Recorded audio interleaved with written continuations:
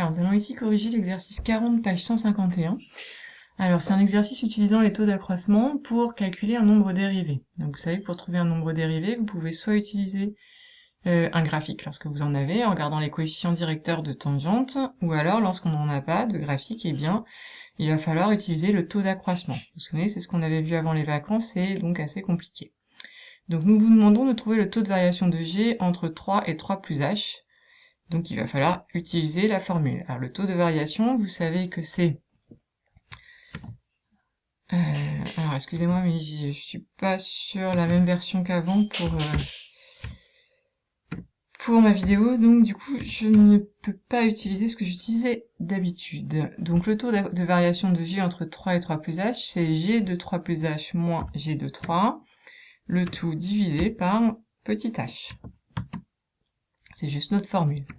Donc ça va être égal. On va on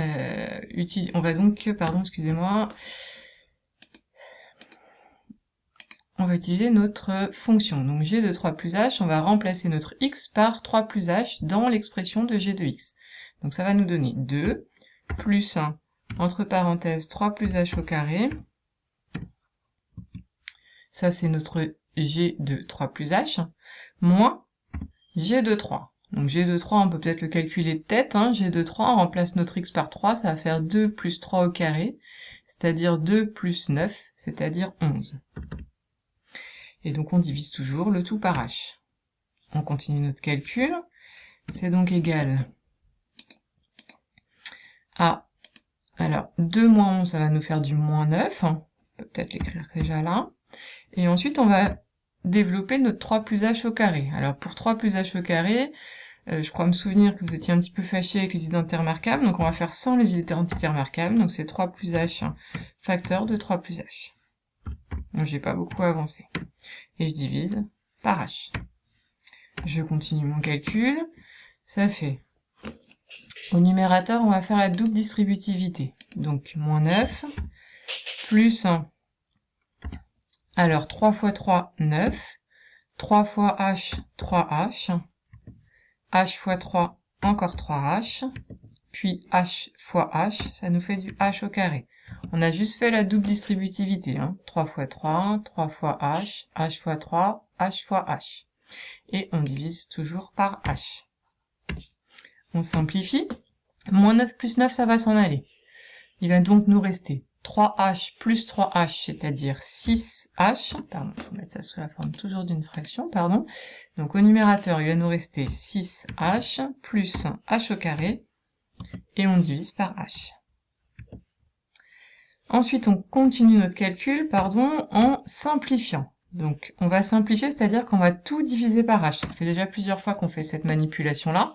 6h divisé par h, il va nous rester 6. Plus le h carré divisé par h, il va nous rester h, puisque h carré divisé par h, ça fait h. Donc le taux d'accroissement, eh bien, il fait juste 6 plus h.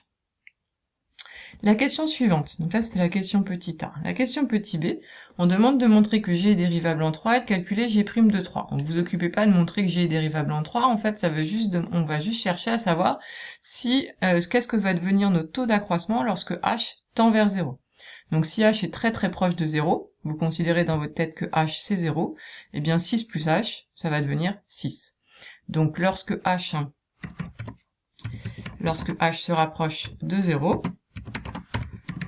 eh bien, notre taux d'accroissement, je mets juste ce taux et il se rapproche de 6. Donc on en déduit que g est bien dérivable en 3 parce qu'on a trouvé un résultat. Vous en trouverez toujours un, vous.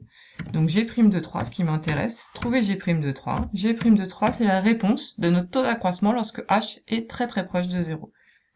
Donc ça vaut 6. Voilà.